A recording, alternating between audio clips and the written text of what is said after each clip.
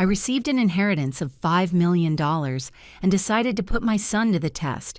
I called him and told him I'd lost everything, that I needed to move into his house the very next day. He responded with enthusiasm. He told me yes, that I should come. But the next morning, when I arrived with my suitcases at his front door, I could not believe what I was seeing. And what I discovered that day changed everything I thought I knew about my own family. My name is Eleanor. I am 71 years old, and until a week ago, I lived in a small apartment on the north side of the city. A modest place with walls that held 40 years of memories, yellowing photographs, and the silence of someone who learned to live alone. My husband died 8 years ago. Since then, life became a silent routine. I would wake up, prepare coffee, look out the window, and wait. Wait for what I do not know. Maybe I waited to feel something again. Maybe I waited for someone to knock on the door and remind me that I still mattered, but no one came. The days passed identical, one after another, like blurry copies of a life that once had color.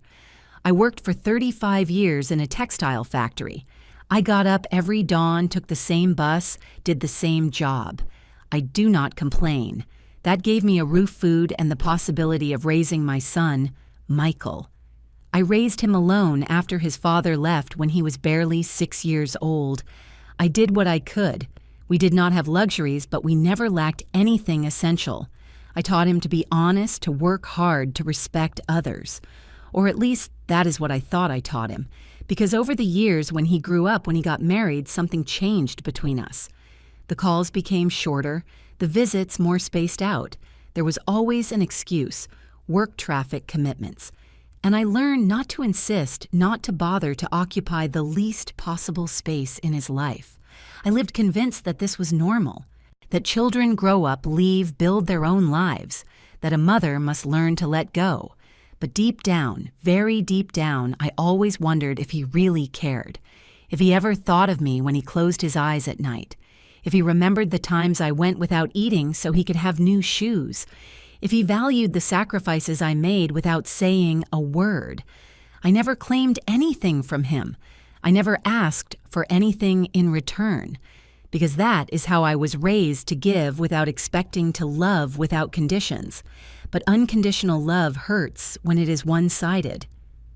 2 weeks ago, I received a call that changed everything. It was a lawyer. His name was Robert. He had a formal but kind voice. He told me that a distant uncle, someone I barely remembered, had passed away abroad. He had no children, he had no wife, and in his will he had left me as the sole heir. $5 million. When I heard that figure, I thought it was a joke. I thought someone was tricking me. But no, it was real. I had to go to the lawyer office, sign documents, listen to legal explanations that I barely understood. And when I left that place, I walked down the street as if I were floating. $5 million. Me who never had more than $1,000 saved in my entire life. Me who counted every coin before going to the market. Me who got used to living with just enough. That night I could not sleep. I sat in the living room staring at the empty walls, feeling the weight of that news as if it were a rock on my chest. And then in the middle of the silence, a thought came. A small thought at first, barely a whisper in my mind. What would happen if Michael knew? What would he do? How would he react? And that thought grew expanded, became a question I could not ignore. I needed to know if my son loved me for who I am, or if he only tolerated me because it was his obligation. I needed to know if he would be there for me if I had nothing. If I fell, if I broke, if I lost everything, would he come to pick me up? Or would he leave me alone like so many times I had felt in recent years? I know it sounds cruel. I know that testing your own son is not something a mother should do. But after so many years of feeling invisible, of wondering if I really mattered, I needed an answer. I needed to know the truth, even if it hurt, even if it broke my heart, because living in doubt is worse than living in certainty, even if that certainty is painful. So I made a decision. I would not tell him anything about the inheritance. Instead, I would make him believe that I had lost everything, that I was in a desperate situation, that I needed his help. And depending on his reaction, I would know who my son really was. I would know if the values I tried to instill in him still lived in him or if they had been lost along the way. I spent 3 days preparing. I rehearsed the words in my head over and over again. I thought about every detail of the lie I was about to tell. It hurt to do it. It hurt to have to lie to him, but I needed that truth more than I needed to keep the peace. Because peace built on doubt is not peace. It is just an uncomfortable truce with reality. And I was already tired of living in that truce. I wanted to know. I needed to know. Finally, the day came. It was a Tuesday afternoon around 5. I sat on the living room sofa with the phone in my hand, feeling my fingers tremble. I took several deep breaths, trying to calm the nerves that ran through my body like electric current. I dialed Michael's number. It rang once, twice, 3 times. Every ring felt eternal. I was about to hang up to forget all that absurd plan to settle for not knowing. But then I heard his voice. "Hello, Mom," he said. He sounded distracted, as if he were doing something else while talking to me. I heard background noise, maybe the television or music. I felt a lump in my throat, but I kept going. "Michael, I need to talk to you," I said with a trembling voice. "Something very serious happened." There was a brief silence on the other end. "What happened, Mom? Are you okay?" he asked with a tone that tried to sound worried, but still had that air of being half present in the conversation. "I lost everything," I told him. The words came out easier than I expected, as if my mouth had decided to believe its own lie. "I had problems with the bank with some debts that I could not pay. They are going to take away the apartment. I have nowhere to go. I have no money to rent another place." I paused. I let the silence do its work. "I need to stay with you for a while, Michael, just until I can solve it. It will not be much time, I promise you. I just need a place to sleep while I find a way to get ahead." The silence that followed was different, heavier. I could almost hear his thoughts on the other side of the line. I imagined his face, his eyes looking for a way out, an excuse. I waited. I counted the seconds in my head, 1, 2, 3, 4, and then he spoke. "Of course, Mom. Come over. You can stay with us as long as you need. Do not worry about anything. Tomorrow you can come. I will prepare the guest room. Everything is going to be okay." I felt something strange in my chest when I heard those words. It was a mixture of relief and guilt. Relief because my son had said yes, that he would receive me, that he would not leave me on the street. Guilt because I was lying to him, because I was manipulating the situation to get an answer. But there was also something else, something I could not define clearly. A small alarm in my intuition telling me that his answer had been too fast, too perfect, as if he had been waiting for me to say exactly that, as if he already knew what to say. "Thank you, my love," I replied with a broken voice, letting the tears that threatened to come out give authenticity to my performance. "You do not know how much this means to me. Tomorrow morning I will be there with my things. Do not bring much, Mom." He interrupted me. "Only the essentials. There's not much space here, but we will manage." Yes, yes, of course," I told him. "Just a few suitcases. See you tomorrow then." "Rest, Mom," he told me before hanging up. "Everything is going to work out well." When the call ended, I sat there with the phone still in my hand, looking at the screen that had turned black. It had worked. Michael had said yes. He had opened the doors of his house to me. I should feel happy, relieved, proud of having raised a son capable of helping his mother in a difficult moment. But that strange feeling would not go away, that little voice in my head whispering that something was not right. I tried to ignore it.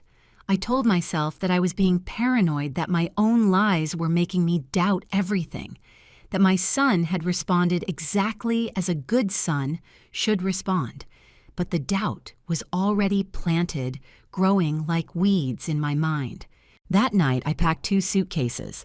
I put in clothes, some personal hygiene items, old photographs, a book I never finished reading. While I folded each garment, while I put away each object, I felt as if I were preparing for a trip with no return. As if crossing the door of Michael's house the next day, something fundamental would change forever. I did not know exactly what, but I felt it in my bones. That silent certainty that only experience and years give you. I slept little.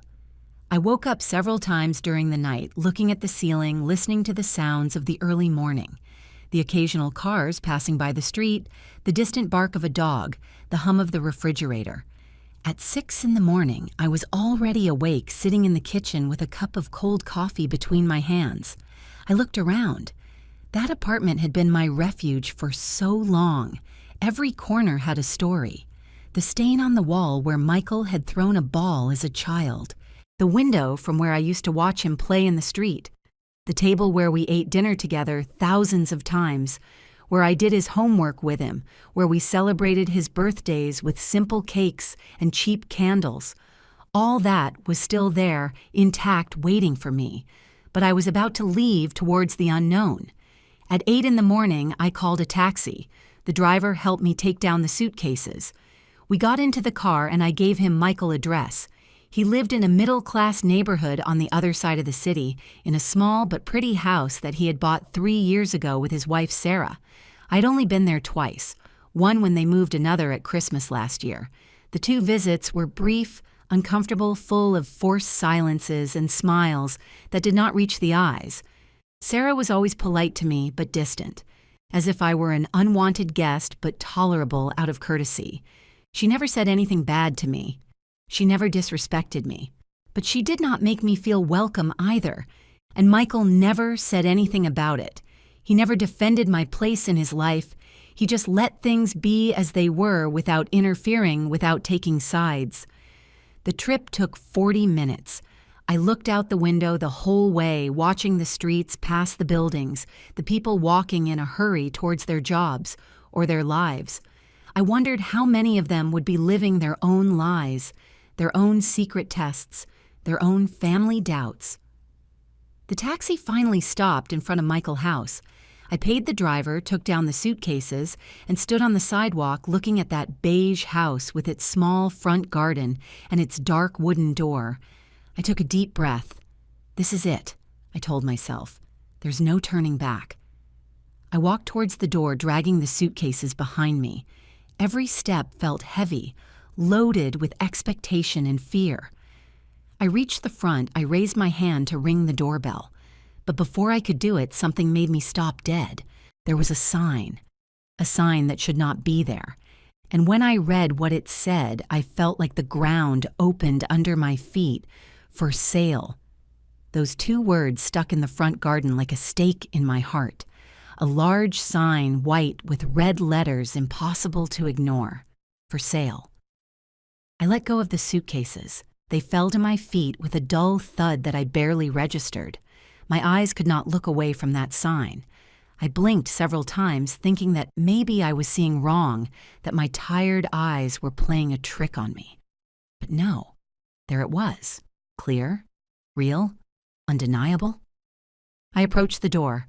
I felt my legs trembling. I rang the doorbell. Once, twice, 3 times. Nothing. Absolute silence. I pressed my ear to the door, trying to hear any sound from inside. Steps, voices, music, something. But the house was dead, empty.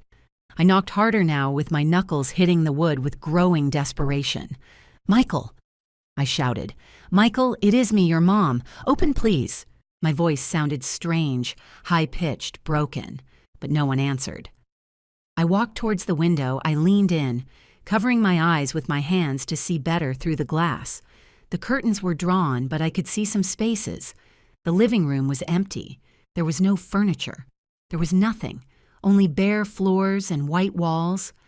I felt a cold go through my body, a cold that had nothing to do with the weather. It was the cold of understanding, of the horror that begins to take shape when the pieces of a terrible puzzle begin to fit together. I moved away from the window, took a few steps back, unable to process what I was seeing, and then I heard a voice behind me. "Excuse me, ma'am. Are you looking for someone?" I turned around sharply. It It was an older woman, probably my age, with gray hair tied in a bun, dressed in a light green sweater and denim pants. She had a shopping bag in her hand. She looked like the typical curious neighbor, but kind. "Yes," I said, trying to control the tremor in my voice. "I am looking for my son, Michael. He lives here or lived here. What happened? Why is that sign there?"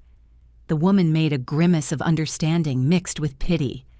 "Oh, you are Michael, mother," she said, nodding. "I am Grace. I live in the house next door. I saw you a couple of times when you came to visit." "Yes, yes," I answered with impatience. "Do you know where my son is? What happened here?" Grace put her bag on the ground and came a little closer. Her expression became serious, almost uncomfortable. "Look, ma'am, I do not know exactly what happened, but last night there was a lot of movement here. I saw a moving truck. I saw Michael and his wife Sarah taking things out in a hurry. They seemed to be in a big hurry. I went out to ask him if everything was okay, and Sarah barely answered me. She said they had a family emergency that they had to leave urgently. She did not give me more details. They loaded what they could into the truck and left. It must have been around 10 at night. I felt my mouth go dry. "Last night?" I repeated, almost voiceless. But if I called him yesterday afternoon, if he told me to come today to prepare the guest room. Grace looked at me with those eyes that say more than words. With that look people give you when they know you are discovering something painful and they do not know how to help you. "I am very sorry, Eleanor," she said with genuine compassion. "I do not know what to tell you. I just know they left last night and left the house empty. Early this morning, someone from the real estate agency came to put up the sign. I put a hand to my chest. I felt like I could not breathe well. My son, my own son. He had told me yes to come, that I would stay with him. And as soon as we hung up the phone, as soon as that conversation ended, he packed his things and fled. He fled from me. He fled from his own mother. The pain I felt at that moment was not physical, but it was as real as if they had stuck a knife in my stomach. It was a pain that rose from the belly to the throat, that squeezed my heart, that made me want to scream and cry at the same time. Grace put a hand on my shoulder. "It is okay, ma'am. Do you want to come into my house for a moment? Drink water, sit down?" I shook my head. "I need to find him," I said. "I need to know why he did this. Do you have any idea where they could have gone?" Grace sighed. "Honestly, no. We never talked much with them. They were very reserved. But wait, maybe Patricia from across the street knows something." She and Sarah sometimes talked. Grace took me across the street to a house painted pale yellow. She knocked on the door, and a younger woman, perhaps about 50 years old, came out with glasses and a friendly expression. Grace quickly explained the situation to her. Patricia looked at me with a mixture of surprise and sorrow. "Good Lord," she said. "How horrible. Look, ma'am, I do not know much either, but yesterday I saw Sarah very nervous. I saw her talking on the phone in the garden. She seemed upset. I heard some of what she was saying. I could not help it because she was speaking quite loudly. She was saying something like, 'We cannot let her stay here. We have to leave before she arrives.' I thought she was talking about some problem with his family or something like that. But now that you tell me this, I think she was talking about you." Patricia's words fell on me like stones. "We cannot let her stay here. We have to leave before she arrives, before I arrived. My own daughter-in-law had convinced my son to abandon his house, to flee, to leave me planted at the door, as if I were an undesirable stranger. And Michael had accepted. He had not fought. He had not defended me. He had simply packed his bags and left." I leaned on Patricia's doorframe. I felt my legs were not responding well. The two women held me. They helped me sit on a step. "Breathe, Eleanor," Grace told me. "Breathe deep." But I could not. The air did not enter my lungs well. Everything was spinning. Years of sacrifices, of sleepless nights, of working until my hands were destroyed. Years of giving him everything I could with the little I had. And now this this silent, cowardly betrayal hidden behind a for sale sign. Patricia went into her house and came back with a glass of water. She gave it to me, and I drank slowly, feeling how the cold liquid went down my throat. "Ma'am," Patricia said with a soft voice, "I do not want to meddle where I am not called, but I think you deserve to know something else." Yesterday morning before they left, I saw Sarah talking to a neighbor from the other side. She was asking him if he knew of cheap apartments for rent in another area. She said something like, "We need to disappear for a while. We do not want anyone to know where we are." The neighbor recommended a place towards the south of the city near the downtown market district. I do not know if they went there, but it is the only thing I heard. South of the city near the downtown market. It was an area I knew well. I had lived there many years ago when Michael was small. It was a modest neighborhood with old buildings and affordable rents. The kind of place where someone would hide if they did not want to be found, but could not pay much either. I saved that information in my mind like a painful treasure. I stood up slowly. Grace and Patricia looked at me with genuine concern. "Thank you," I told them. "Thank you for telling me the truth." They nodded. "If you need anything, Eleanor," Grace said, "do not hesitate to knock on the door." I nodded without saying more. I went back to Michael's house. I picked up my suitcases from the ground. I looked at them for a long moment. I had packed those suitcases thinking I would come to stay with my son to share his roof, to receive his help in a moment of invented need. But the need was now real, not for money, for answers, for justice, to understand how the boy I raised had become the man who abandoned me. I walked to the corner and stopped a taxi. I gave the driver the address of my apartment. During the entire return trip, I did not say a word. I just looked out the window, processing, feeling, understanding. My test had worked. I had obtained my answer, but it was not the answer my heart expected. It was much worse.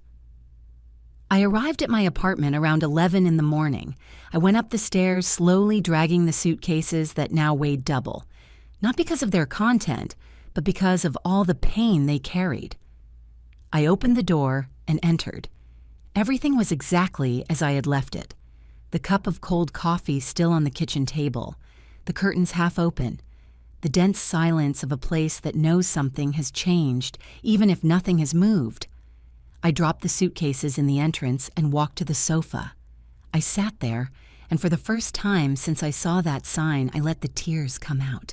I cried. I cried like I had not cried since my husband's funeral. I cried for the naivety of having believed that my son was different.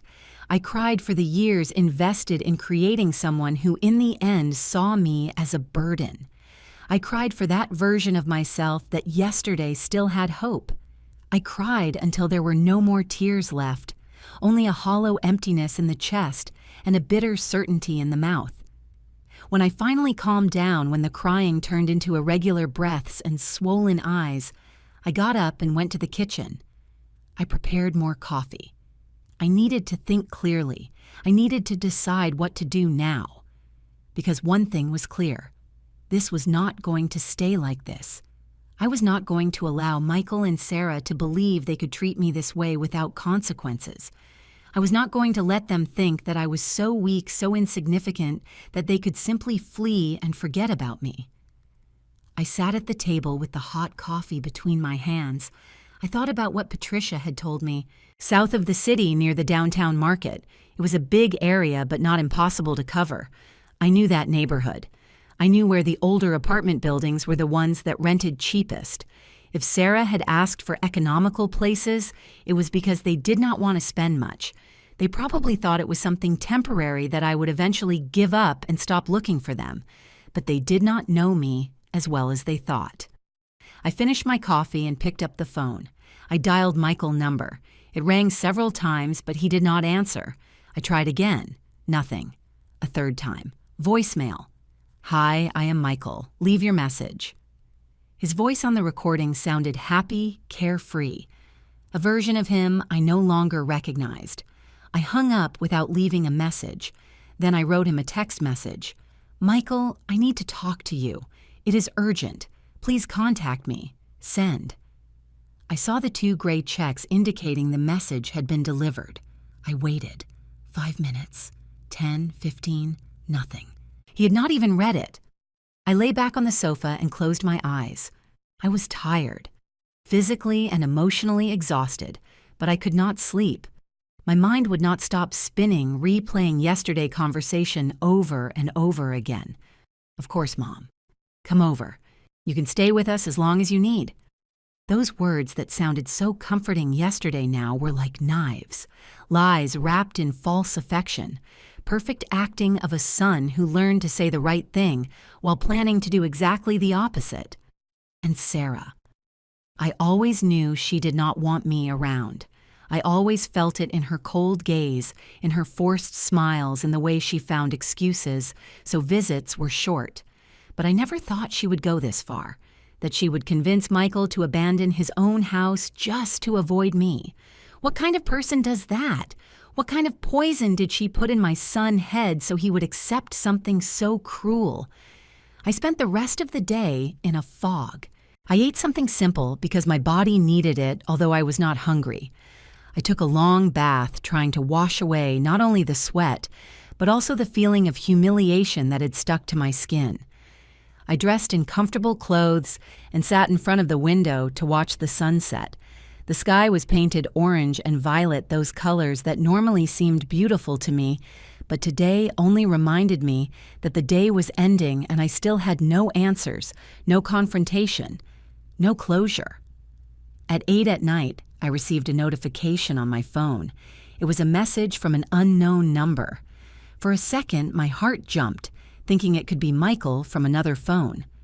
I opened the message. Eleanor, I am the lawyer, Robert. I just wanted to confirm that you received all the information about the inheritance. If you have questions, I am at your disposal. We agreed to meet next week to finalize the papers. Have a good night. The inheritance, $5 million. I had almost forgotten it in the middle of all this emotional chaos.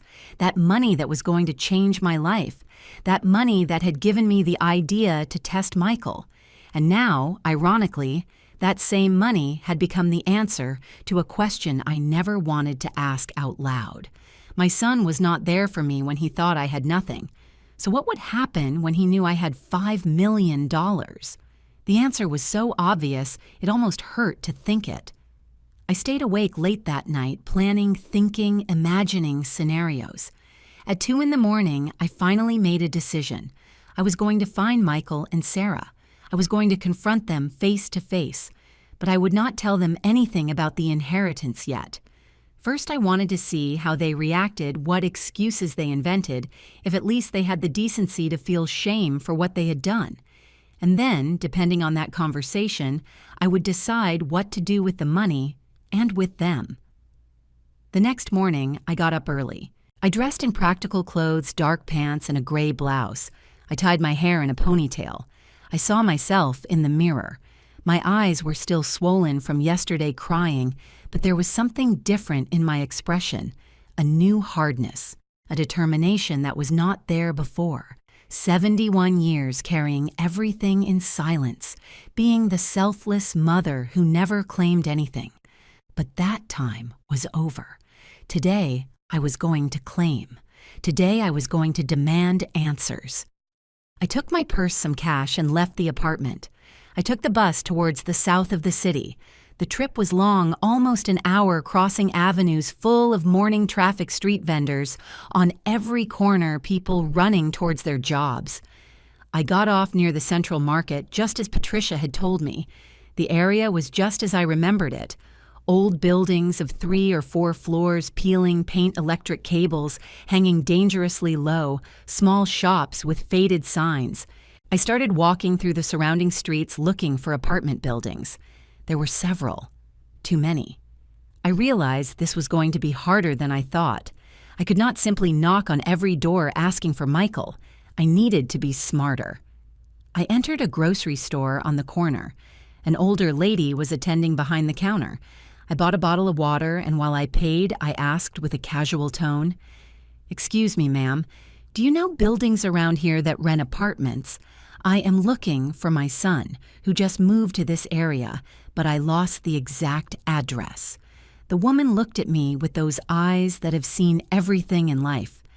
There are several, my dear, she said. The Santander building is 2 blocks from here. That one always has apartments available.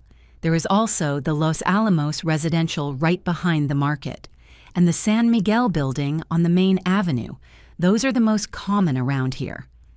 I thanked her and left the store with my mental list of places to check. I started with the Santander building. I went up to the 2nd floor where there was a small sign that said, Administration. I knocked on the door. A middle-aged man with a mustache and a half-buttoned shirt opened. Good morning, I told him. I am looking for information about an apartment that was rented recently. My son and his wife. I think they arrived the day before yesterday. The man looked at me with distrust. I cannot give information about tenants, ma'am. It is privacy policy. I understand. I told him, trying to sound desperate without exaggerating. It is just that I had a family emergency and lost contact with them. I just want to know if they are here. His name is Michael. Hers Sarah. They are young. He is in his 30s.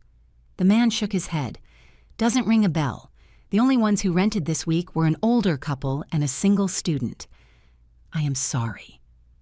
I went down the stairs feeling defeated but not surrendered. There were still 2 more buildings left. I walked towards the Los Alamos residential. It was a bigger building, 5 floors, with a cream-colored facade stained by humidity and time. The main door was open. There was no security or doorman. I entered directly into the lobby that smelled of humidity and fried food. There was a board with apartment numbers, but no administrative office in sight. I went up floor by floor, listening. On the 3rd floor, I heard voices arguing in one of the apartments. I approached the door trying to distinguish the voices, but they were not familiar. I kept going up. On the 4th floor at the end of the hall, I noticed that one of the doors had a new doormat. The other apartments had old doormats or none at all. That detail caught my attention. I approached slowly, with my heart pounding in my chest. I stood in front of that door, holding my breath, trying to hear something from inside. Silence? Nothing. I knocked softly. Once, twice. I waited. Nothing. I knocked again a little harder. Still nothing. I went down frustrated. Maybe it was not that building. Maybe I was obsessing without reason. I went out to the street and walked towards the San Miguel building on the main avenue. It was the farthest of the 3. It took me 15 minutes to get there walking. When I arrived, I saw it was a tidier building than the previous ones, with a glass door at the entrance and an intercom. There was a list of names next to the buttons. I started reading them one by one. Apartment 201, the Johnson family. 202, J. Miller. 203, no name. 204, M. Davis. M. Davis. Michael Davis. That was my son's last name. I felt my pulse accelerate. It could be a coincidence. It could be another person. But something in my instinct told me no. I pressed the button for apartment 204. I waited. Nothing. I pressed again, holding it longer.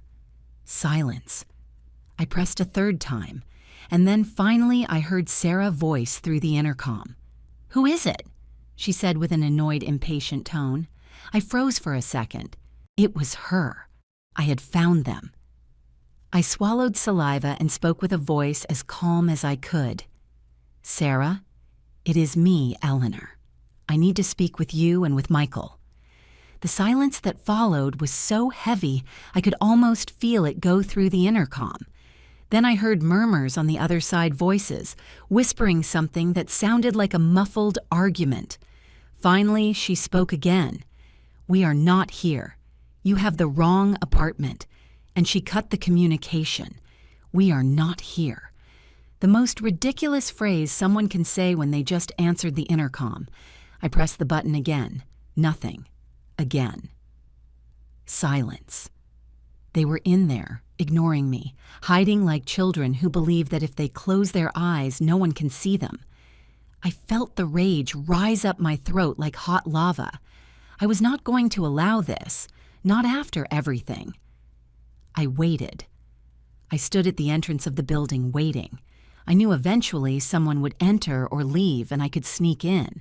I did not have to wait long. 10 minutes later, a young woman arrived with supermarket bags. She opened the door with her key and I approached quickly. "Excuse me," I said with a kind smile. "I am going to my son's apartment, but he forgot to buzz me in." The woman looked at me, saw my age. She probably thought I was harmless and let me pass.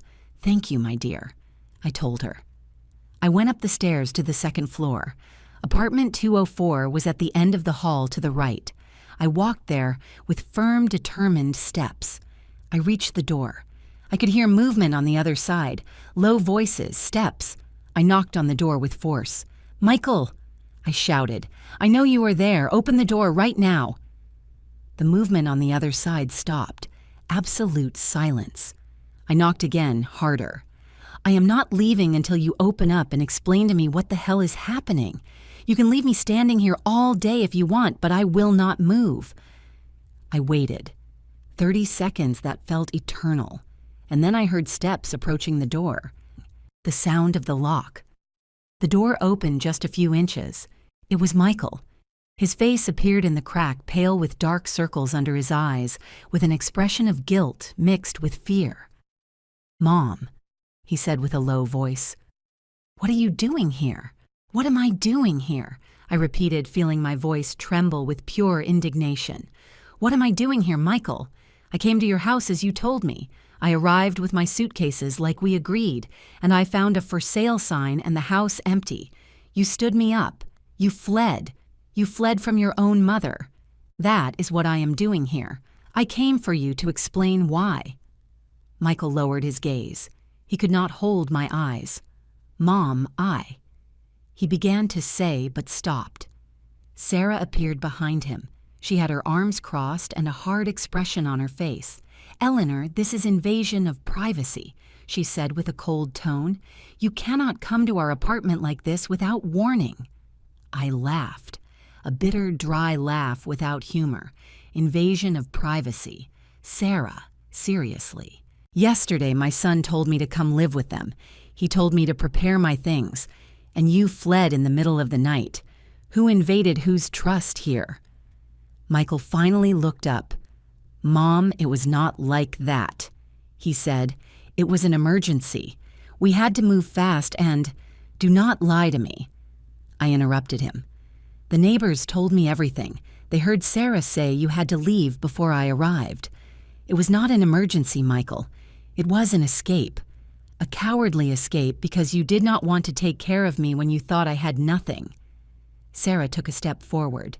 "Look, ma'am," she said with a controlled voice but cold as ice. "The truth is, we cannot support you. We barely make ends meet for ourselves. Michael does not have a stable job. I earn minimum wage. We do not have space or resources for another person. He wanted to tell you yes because he felt sorry for you, but I made him see reality. We cannot, period." Her words were like slaps, every phrase calculated to hurt.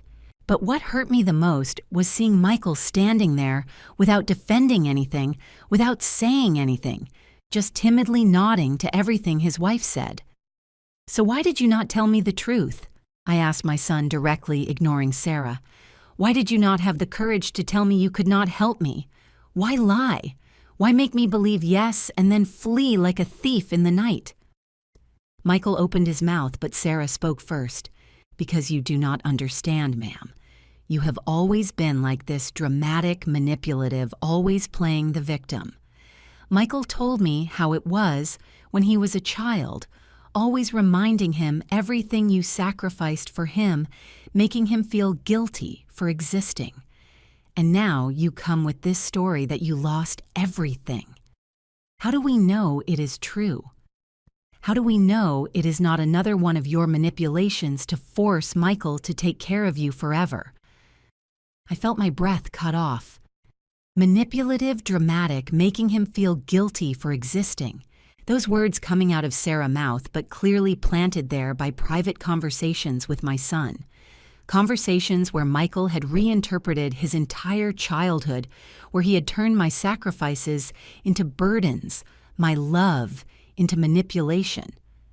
I looked at Michael looking for some sign that he did not believe that Sarah was exaggerating, but he stayed there quiet with his head down without contradicting anything. "It is true, Michael," I asked with a broken voice. "Is that how you see everything I did for you? As manipulation? As drama?" He finally looked at me. His eyes were red shiny, but not from tears of sadness, but from discomfort. "Mom, it is not that." He started. Sarah interrupted him again. "Look, ma'am, enough. We need you to leave. We have nothing more to talk about. If you really lost everything, go to social services, ask the government for help, but do not involve us in your problems." In that moment, something broke inside me. It was not dramatic or noisy. It was silent, like when a glass breaks under water. A clean, definitive, irreversible break. I looked at Sarah, then at Michael, then at Sarah again. And then I spoke with a calm I did not even know I had. "Okay," I said. "I understand perfectly. I am not going to bother you anymore. But I want Michael to tell me. I want to hear it from his mouth. I want him to look me in the eyes and tell me he cannot help me, that he does not want to help me, that he prefers to leave me alone on the street. I want to hear him say that." Sarah was going to speak, but Michael raised a hand, stopping her. He looked at me. For the first time in that entire conversation, he looked straight into my eyes. And with a trembling voice, almost inaudible, he said, "I am sorry, Mom. I cannot. We cannot. It is better this way." I nodded slowly. "Better this way," I repeated. "For whom, Michael? For whom is it better?" He did not answer. He just lowered his gaze again. Sarah closed the door in my face without saying another word. I heard the sound of the lock turning. I stood there in that empty hallway looking at the closed door, processing what had just happened. I walked away from that door slowly, as if I were walking in the middle of a nightmare from which I could not wake up. I went down the stairs, holding onto the railing because I felt my legs weak, trembling. I went out of the building into the midday light. The sun was high, bright, indifferent to my pain. People passed around me, busy in their own lives with no idea that I had just lost something fundamental. I had not lost my son in that moment. I had lost him a long time ago. Only now I finally knew. I walked aimlessly for several minutes. My feet took me to a small square nearby near the market. I sat on a concrete bench under the shade of an old tree. There were children playing in the distance, mothers watching them, street vendors offering fruits and sodas. Life continued as always. The world did not stop because my heart was shattered. I took out my phone and looked at it for a long time without knowing what to do with it. Part of me wanted to call someone to tell someone what had happened. But who? I had no close friends. My coworkers had drifted away after my retirement. My family was small and scattered. I was alone. Completely alone. And that loneliness now had a different weight. Before it was circumstantial loneliness. Now it was loneliness of abandonment, of rejection, of being considered a burden by the only person who should have valued me unconditionally. I thought about Sarah, about her poisonous words, dramatic, manipulative, making him feel guilty for existing. How was it possible that someone reinterpreted love in that way? How was it possible that working 3 shifts to buy him school supplies was manipulation? That giving up my own dreams so he could study was making him feel guilty? That giving him everything I had, everything I was, became something negative in his adult narrative? And the worst was not that Sarah thought that. The worst was that Michael had allowed it. He had accepted it. He had made it his own. I wondered at what moment everything twisted. At what moment my son stopped seeing me as his mother and started seeing me as an obstacle. Maybe it was gradual. Maybe Sarah was planting those ideas little by little, year after year, poisoning every memory with her twisted interpretation. Or maybe Michael was always like that, and I did not want to see it. Maybe I was the blind one, the one who built an idealized image of her son that never corresponded with reality. Maybe the grateful child I remembered never really existed. I closed my eyes and breathed deep. The air entered my lungs, filling them with oxygen, but not with relief. Nothing relieved the pain I felt. It was a different pain than the one I felt when my husband died. That was a pain of natural loss of a completed cycle of love that ended due to inevitable circumstances. This was a pain of betrayal, of unrequited love, of emotional investment that never bore fruit, of realizing too late that you sacrificed your life for someone who does not value it. I opened my eyes and looked at the phone again. I had a message. It was from the lawyer Robert. "Eleanor, good morning. Confirming our appointment for Monday at 10 in the morning to sign the final inheritance documents. Please confirm your attendance. The inheritance, $5 million. The money that had triggered all this painful test. The money that now had a completely different meaning. I breathed deep and started thinking clearly for the first time since I left that apartment. Michael and Sarah knew nothing about the money. They had rejected me, believing I was poor, that I was a burden, that I had nothing to offer them. Their decision had been based on that premise. Now I had to decide what to do with that information. I could call Michael right now, tell him about the inheritance, see how he reacted. I imagined the scene. His surprise, his instant regret, Sarah changing her attitude completely, the two of them begging for forgiveness, inventing excuses, trying to regain my favor now that there was money involved. The idea gave me nausea. I did not want that. I did not want a bought love. I did not want my son to come back to me for $5 million. That would be even more painful than his rejection, because it would confirm that he never loved me for who I am, only for what I can give him. And if he came back now after rejecting me, it would only be for interest. There would be no redemption there. There would be no real reconciliation, only transaction. I stood up. My legs were not trembling so much anymore. I started walking back towards the bus stop. While I walked, the ideas ordered themselves in my head. Michael had made his decision. He had chosen. He chose Sarah over me. He chose comfort over responsibility. He chose selfishness over filial love. That choice hurt, but at least it was clear. Now it was my turn to choose, and my choice was not going to be driven by revenge nor by pain. It was going to be driven by dignity. I reached the stop and waited for the bus. When I got on, I looked for a seat by the window. During the entire trip back home, I was thinking, processing, planning. By the time I reached my apartment, I had already made several decisions. The first, I would not tell Michael anything about the inheritance. At least not yet. Not until I decided exactly what to do with that money and with our relationship. The second, I needed time to heal, to process this pain without pressures or rushed decisions. The third, and maybe the most important, I needed to redefine who I was without Michael at the center of my life. I entered my apartment, and for the first time in days, I really looked at it. That small place with its old walls and worn furniture. That place that had been my refuge for so long. Now I could buy something better. I could buy a big house in a good neighborhood. I could travel.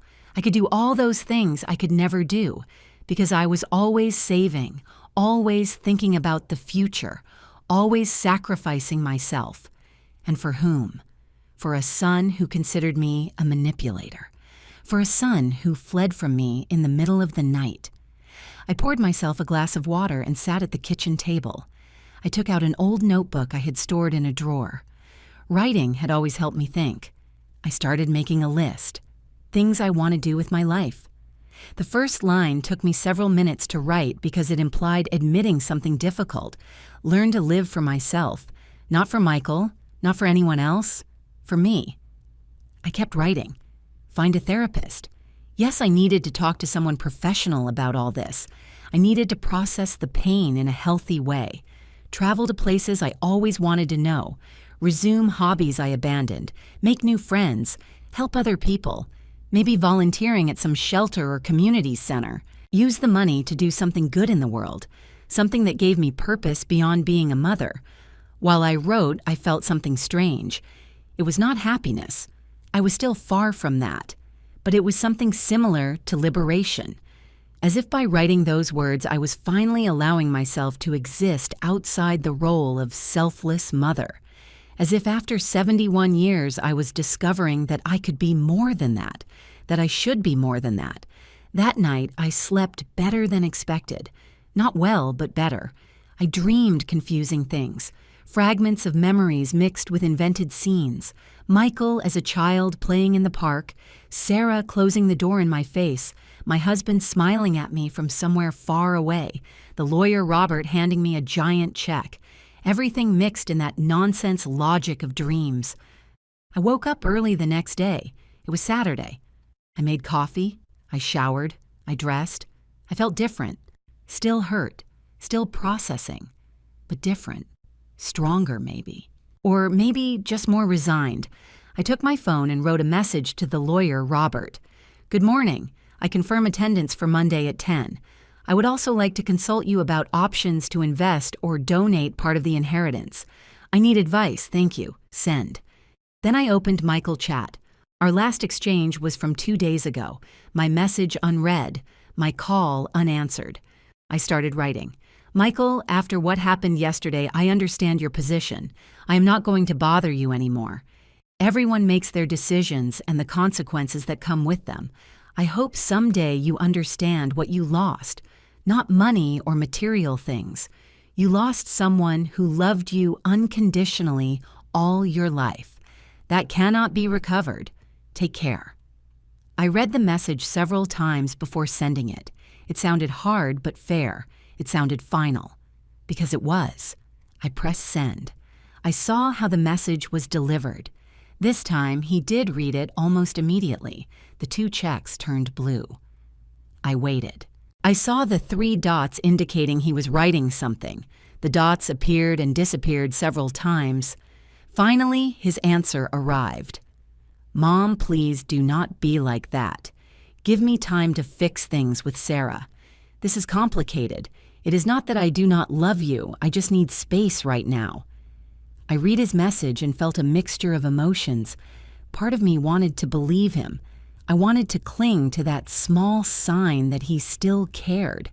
But another part, the part that had matured painfully in the last days, knew that those were just empty words, excuses, emotional crumbs thrown to keep me close, just in case he needed me in the future.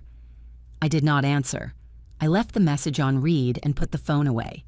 The rest of the weekend passed in a strange calm. I did not write to Michael again, and he did not insist either. I spent the time organizing my apartment, reading, watching old movies I found on a television channel. Simple things that kept me busy without demanding too much emotionally. On Sunday afternoon, I called an old coworker, Linda, with whom I had lost contact. We talked for almost an hour. I told her a summarized version of what had happened without mentioning the inheritance. She listened to me with patience, and in the end, she told me something that stayed with me. Eleanor children are not investment projects. They are independent people who make their own decisions. Sometimes those decisions hurt us, but we cannot live our lives waiting for them to validate us. Her words were simple, but true. Monday came quickly. I got up early. I got ready with care. I chose a light coffee-colored dress I had not worn in years.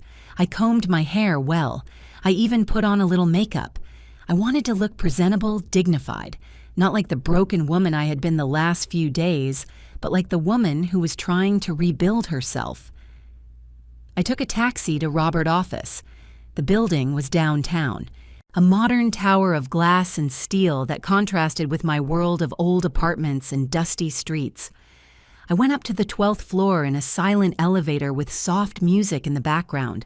Robert's office was elegant, but cozy. Wood floors, caramel-colored leather furniture, abstract paintings on the walls.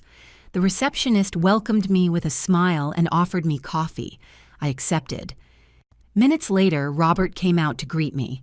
He was a man of about 50. Gray hair, perfectly combed, impeccable dark suit. Kind but professional expression. "Eleanor, what a pleasure to see you," he said, shaking my hand. "Come in, please." I followed him to his private office. He sat behind a large dark wood desk, and I settled into a chair in front of him. He started taking documents out of a folder. "I have everything ready for you to sign," he explained. "There are several forms, but I will explain each one. Basically, you are confirming that you accept the inheritance and that you understand the tax implications. There are also documents from the bank where the money will be deposited. Once we sign everything, the process takes about a week and the money will be available in your account." I nodded and started signing where he indicated. My name over and over again, Eleanor Martinez. Every signature felt surreal, as if I were signing the entrance to a completely different life. When we finished with the main documents, Robert closed the folder and looked at me. "You mentioned in your message that you wanted advice on investments or donations," he said. "I would like to help you with that. Tell me what you have in mind." I took a deep breath. "The truth is, I have been thinking a lot these days." I started. "I am 71 years old. I lived my whole life with just enough working hard sacrificing for my son, and now I receive this amount of money that I cannot even imagine completely. I want to use part of that money to live better. Yes, to travel, to have a more comfortable place, to not worry about bills. But I also want that money to mean something. I want to help other people, especially older women who are alone, who were abandoned by their families, who have no resources." Robert nodded, taking notes. "That is a noble idea, Eleanor," he said. "There are several ways to structure this. We could establish a donation fund, create a small foundation, or simply make direct donations to existing organizations that work with that population. Each option has different legal and tax implications. I would like you to give me a few days to prepare a detailed plan with options, and we can meet again to discuss it." "Perfect," I told him. "There is something else." I paused, doubting if I should tell him, but I needed to say it out loud. "My son does not know about this inheritance. I had problems with him recently. He rejected me when he thought I had nothing, and now I do not know if I should ever tell him. I do not know how to handle that situation." Robert looked at me with an expression that mixed professionalism with genuine empathy. "Eleanor, legally, you have no obligation to inform anyone about this inheritance. The money is completely yours to do with it what you consider appropriate. That said, and I speak now not as your lawyer, but as someone who has seen many complicated family situations, my advice would be to take your time. Do not make rushed decisions about your son while emotions are fresh. Give it time.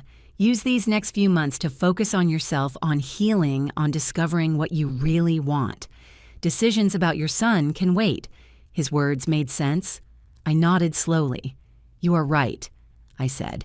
"I need to focus on me first." Robert smiled. "Exactly.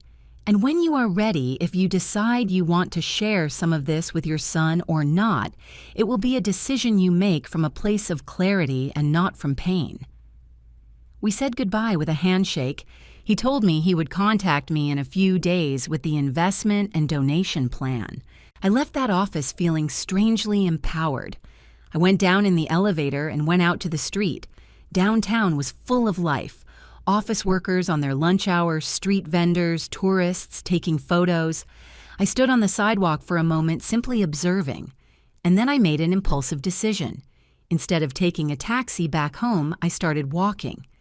I entered a bookstore I saw on the corner. I had not bought a new book in years. I always got them used or at the library. I walked through the aisles, touching the spines of the books, reading titles. Finally, I chose 3. One about travel in Europe, another about meditation and emotional healing, and one of contemporary poetry.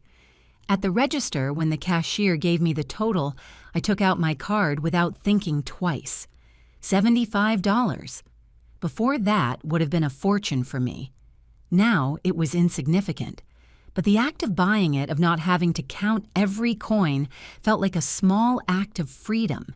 I left the bookstore with my bag of books and kept walking. I passed in front of an elegant restaurant with tables on the terrace. I stopped. I looked at the menu displayed at the entrance. Dishes that cost what I used to spend on food for a whole week. I went in. The waiter welcomed me with courtesy and took me to a table by the window. I ordered a seafood pasta dish and a glass of white wine. While I waited for my food, I looked around. Couples talking, groups of friends, laughing, people alone like me, but all seeming comfortable in their own company. When my food arrived, it was delicious. Every bite was a small celebration, not of the inheritance itself, but of finally allowing myself to enjoy something, without guilt, without thinking if I should be saving that money for something else or for someone else. I ate slowly, savoring. I drank the wine, feeling how it relaxed my tense shoulders. And when I finished and paid the bill, $120 with tip included, I felt good. Not happy yet, but good. I walked a little more before finally taking a taxi home. When I arrived at my apartment, it was almost 4 in the afternoon. I checked my phone. I had 2 messages. One was from Linda asking how I was. The other was from Michael. My heart gave a little jump when I saw his name. I opened the message. "Mom, I need to talk to you. It is important. Can we meet?" I looked at that message for a long time. Part of me wanted to answer immediately. I wanted to know what was so important. I wanted to believe that maybe he had reconsidered. But the other part, the part that was learning to protect itself, knew I was not ready yet. I put the phone away without answering. I made myself a tea and sat on the sofa with one of my new books, the one on meditation and emotional healing. I started reading. The first chapter talked about grief. Not only grief for death, but grief for losses of all kinds. Loss of relationships, loss of the version of someone you thought you knew, loss of expectations. Every word resonated in me as if the author were speaking directly to me. That night before sleeping, I checked Michael's message again. I still had not answered. I decided I would give him an answer, but not yet. Not when he wanted, but when I was ready. For the first time in my life as a mother, I was going to put my emotional needs first. I was going to decide the terms of our relationship if there was still going to be one. And that felt terrifying, but also necessary. I went to bed thinking about all the things I could do with my new life, places I could visit, people I could help, versions of myself I could discover. 71 years old and barely starting to live for me. How ironic, how sad, how liberating, all at the same time. 3 days passed without me answering Michael's message. 3 days in which he wrote 2 more times. The first message said, "Mom, please answer. I really need to talk to you." The second more desperate. "Mom, do not ignore me like this. Something happened. I need to see you." Every message made my heart squeeze a little. But I kept my decision. I was not ready. And more importantly, I needed him to understand that I was not at his disposal every time he decided he needed me. During those 3 days, I kept busy. I called Linda and we agreed to meet for coffee. It was the first time in years I went out socially with someone who was not family. We sat in a small cafe near my house and talked about everything. About our years in the factory, about how our lives had changed since then, about her grandchildren who visited her every weekend. I did not tell her about the inheritance, but I did tell her more details about what had happened with Michael. She listened without judging, and in the end she told me something that felt like a hug. "Eleanor, you deserve people in your life who value you. If Michael cannot be that person right now, then you need to surround yourself with those who can. You are not alone, even if sometimes you feel that way." I also spoke on the phone with the lawyer Robert. He presented me with several options to structure the donations I wanted to make. The one I liked the most was creating a permanent fund that gave scholarships and financial aid to women over 60 in vulnerable situations. I decided to allocate $1 million for that fund. The rest I would divide among safe investments for my future, a new house travels, and a reserve for emergencies. Robert would take care of all the legal paperwork. I would sign the final papers next week. On Thursday afternoon, 4 days after Michael's last message, I finally decided to answer him, but not in the way he expected. Instead of accepting to see him immediately, I wrote Michael. "I received your messages. If you need to talk, we can do it, but it will be on my terms. Sunday at 3 in the afternoon at Central Park at the main fountain. If you do not arrive, there will not be another opportunity. His answer arrived in less than a minute. I will be there, Mom. Thank you. I love you. I read that I love you with a mixture of skepticism and pain, easy words to say when something is needed, more difficult to demonstrate with actions when there is nothing to gain. I put the phone away and prepared myself mentally for that meeting. I knew I had to decide what I would tell him, what I would not tell him, and above all, what limits I would establish regardless of what he said. Sunday arrived with a partly cloudy sky. I dressed in comfortable clothes, sand-colored pants, and a white blouse. Nothing special. I did not want to look like I was trying to impress him. I arrived at the park 10 minutes before 3. The main fountain was surrounded by families, children running, couples sitting on the benches. I found a place with some privacy and sat to wait. Michael arrived on time. I saw him approaching from afar. He walked with quick steps, nervous. He wore jeans and a wrinkled shirt as if he had dressed in a hurry. When he reached where I was, he stopped a meter away. "Mom," he said. "Thank you for agreeing to see me." I nodded without saying anything. I sat down and he sat next to me on the bench, leaving a prudent space between us. There was an uncomfortable silence. Finally, I spoke. "You said you needed to talk. I am listening." Michael took a deep breath. "Mom, things with Sarah are not right," he started. "Since you came to the apartment, we have been fighting a lot. She says horrible things about you, and I cannot take it anymore. I realized you were right. I realized I was a coward." I paused, waiting for him to continue. "And she left me," he said with a broken voice. 2 days ago, she told me she was leaving, that I was useless, that I was never going to amount to anything. She packed her things and left.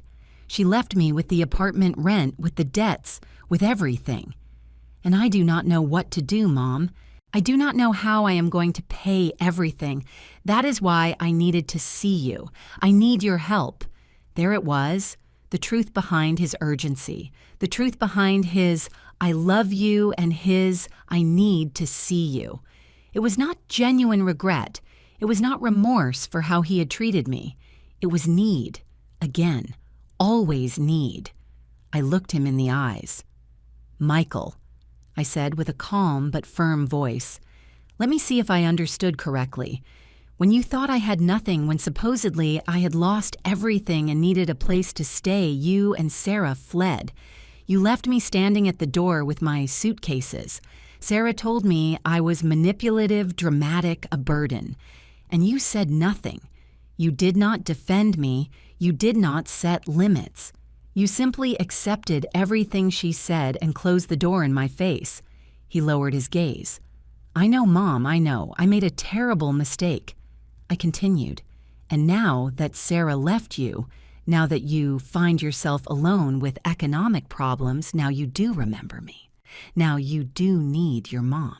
Not because you love me, not because you really regret it, but because I am useful to you, because you need something from me." He looked up with tears in his eyes. "No, Mom, it is not like that," he protested. "I really regret it.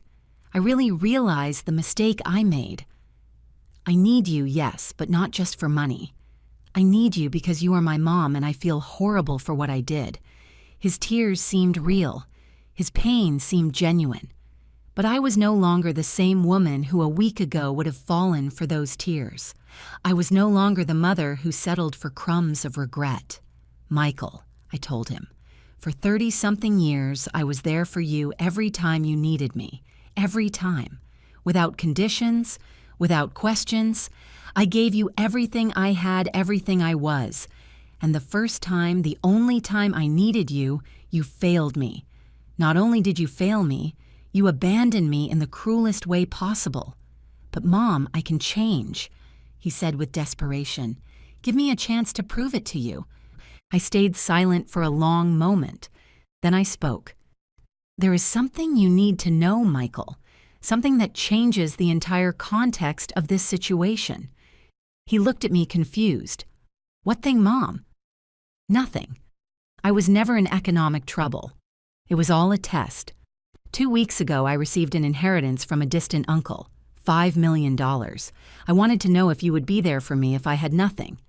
And I got my answer. Michael's face changed. It went from confusion to shock, from shock to understanding, from understanding to horror. What? He whispered. 5 million?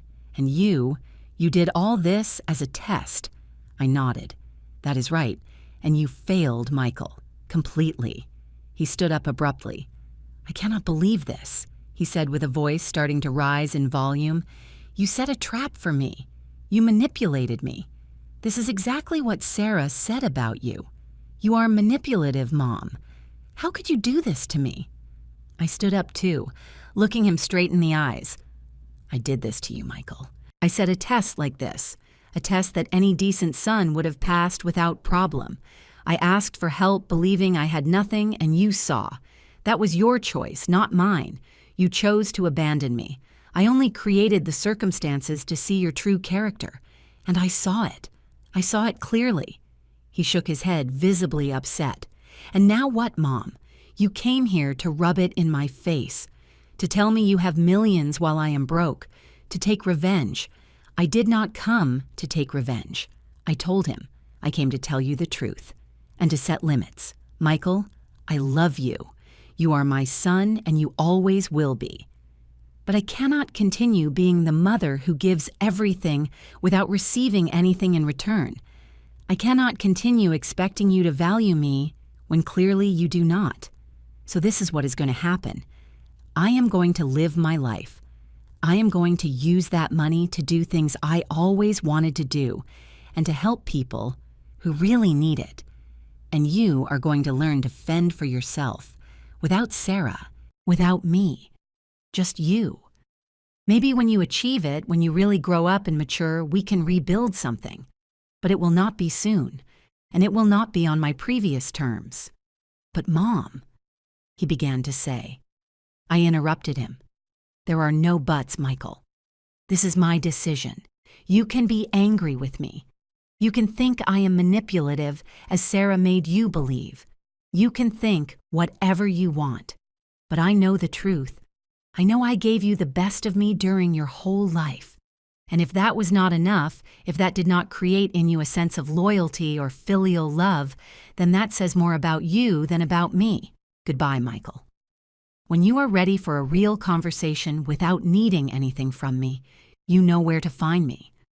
I turned around and started walking. Mom, wait, he shouted behind me. But I did not stop. I kept walking with trembling but firm legs, with a broken but determined heart, with tears in my eyes, but my head high. I did not look back. I walked through the park with no clear direction for several minutes. The tears finally started falling when I was far enough from Michael. They were not tears of regret for what I had just done. They were tears of liberation, of grief, of closing a painful chapter of my life. I sat on a distant bench under a large tree that offered shade and privacy. I cried in silence while watching the happy families around me. Parents pushing swings, mothers chasing their small children, grandparents sharing ice cream with their grandchildren, scenes I once dreamed of having with Michael and his future children, scenes I might never have. But while I cried, I also felt something else, something I did not expect. I felt peace, a strange, uncomfortable but real peace. Peace of having told my truth, peace of having set limits, peace of having chosen myself for the first time in decades. I took a handkerchief from my purse and dried my tears. I breathed deep. The air smelled of freshly cut grass and flowers. The sun was starting to go down on the horizon, painting the sky in shades of orange and pink. Life continued, and I would continue too. I stayed sitting there until the sun set completely. Then I got up and walked towards the park exit. I took a taxi home. During the ride, I looked out the window without thinking of anything specific, just watching the city pass, the lights turning on in the buildings, the people coming out of restaurants and movie theaters, the world turning indifferent to my small personal drama. And that was okay. I did not need the world to stop for me. I just needed to find my place in it. I arrived at my apartment, and the first thing I did was make myself a tea. I sat on the sofa with the hot cup between my hands and turned on the television. I put on a nature documentary channel, images of mountains, oceans, forests, places I would someday visit, places I could now visit. I drank my tea slowly while the images transported me far from my apartment, far from my worries, far from the pain. That night, I slept deeply. I did not dream anything I remembered, only a black, restful, necessary sleep. I woke up Monday feeling different, lighter, as if I had left a huge weight in that park yesterday. I made coffee, had a good breakfast, and sat down to plan my day. First, I would call Robert to confirm I wanted to proceed with all the plans we had discussed. Second, I would start looking for houses. I did not want something too big or ostentatious, just a more comfortable place with good natural light, maybe a small garden. Third, I would investigate painting or pottery classes. I always wanted to learn some art but never had time or money.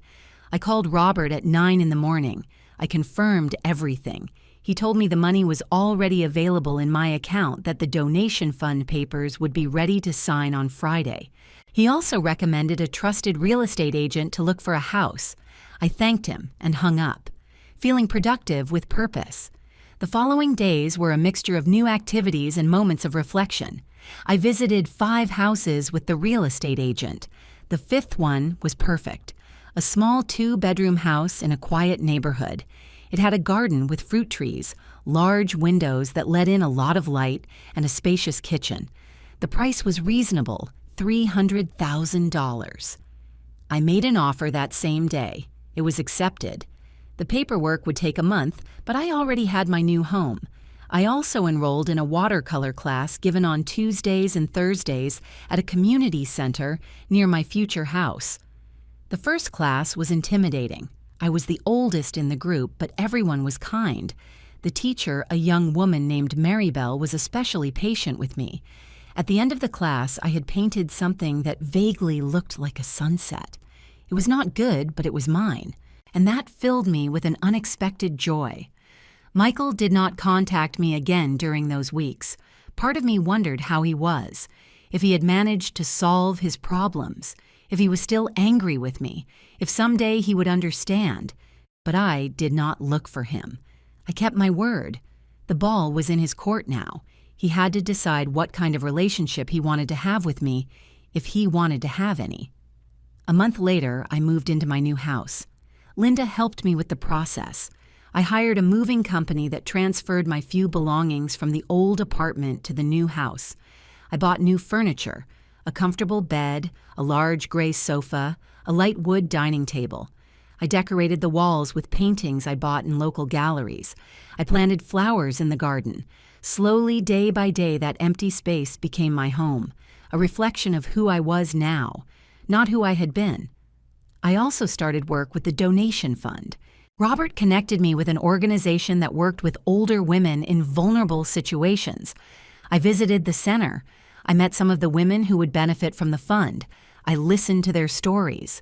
Widows without pensions, women abandoned by their families, women who worked their whole life without savings because everything went to their children. Stories that resonated so much with mine that sometimes I had to go out to breathe fresh air so as not to cry in front of them. Seeing the direct impact of the money, seeing how it changed lives, gave purpose to everything that had happened. The inheritance was no longer just money. It was a tool of transformation. Not only for me, but for other women who deserve dignity in their golden years. That gave me peace. That gave me meaning. 2 months after our last conversation, I received a letter. It was from Michael, not a text message. A physical letter written by hand, sent by mail. I saw it in my mailbox and my heart skipped a beat. I took it inside, made myself a tea, and sat on my new sofa to read it. The handwriting was Michael. I would recognize that handwriting anywhere. Mom. It started. I do not know if you will read this. I do not know if you will forgive me someday, but I need to write to you even if you do not answer. 2 months have passed since the park. 2 months in which I have had to face myself in ways I never had done. I lost my apartment. I am living in a rented room, sharing a bathroom with 3 other tenants. I got a job in a warehouse carrying boxes. It is not glamorous, but it is honest. I am paying my debts little by little. The letter continued. At first I was furious with you. I thought you had tricked me, that you had set a cruel trap for me. But with time, I started to understand. You did not set a trap, Mom. You gave me a chance to be the son I should have always been, and I failed. I failed because Sarah had convinced me that you were the problem, because it was easier to blame you than to assume my responsibility, because I never really grew up. My eyes filled with tears reading his words. He continued, "Now I understand everything you sacrificed for me. Now that I have to work hard just to pay rent, I understand what it meant that you worked 3 shifts to give me school supplies. Now that I am alone, I understand the value of having someone who loves you unconditionally. And I lost that. I lost the only person who was always there for me. For being a coward. For being selfish. For being blind." The last part of the letter said, "I am not writing to ask you for money. I am not writing to ask you to forgive me yet. I know I do not deserve it. I am writing to tell you that I am sorry. I really am sorry, Mom, and that I am working on being better, on being the man you deserved as a son. I do not know if someday we can rebuild our relationship, but I want you to know that I love you. I always loved you. I just did not know how to show it. Take care, Mom. Michael." I finished reading the letter with tears running down my cheeks. They were not tears of sadness. They were tears of something complex. Hope mixed with caution. Love mixed with pain. I folded the letter carefully and put it in a drawer of my desk. I would not answer yet. I was not ready yet, but I kept it. Because maybe someday I would be. That night, I sat in my garden under the stars. The cool night air caressed my face. I thought about everything that had happened, about the inheritance that changed my life, about the test that revealed painful truths, about the confrontation that liberated me, about the transformation that was just beginning. I was 71 years old. Most of my life had already passed, but for the first time I felt I was really living, not for someone else, for me. And if Michael really changed, if he really matured and became the man he promised to become in that letter, maybe someday we could have a new relationship, not like before, never like before, but something different, something built on honesty and healthy boundaries, something real. But if not, if this was all we would have, that would also be okay. Because I learned something fundamental in these months. I learned that my value did not depend on being needed. I learned that self-love was not selfishness. I learned that it is never too late to start over. And I learned that sometimes the greatest proof of love you can give is letting go, even when it hurts, especially when it hurts. Because only in freedom, in distance, in the pain of consequence, can people really grow. I looked at the stars and whispered a promise to the universe, a promise to live the rest of my days with dignity, with purpose, with self-love. I had received $5 million, but the most valuable thing I won was not the money, it was recovering myself, and that was priceless.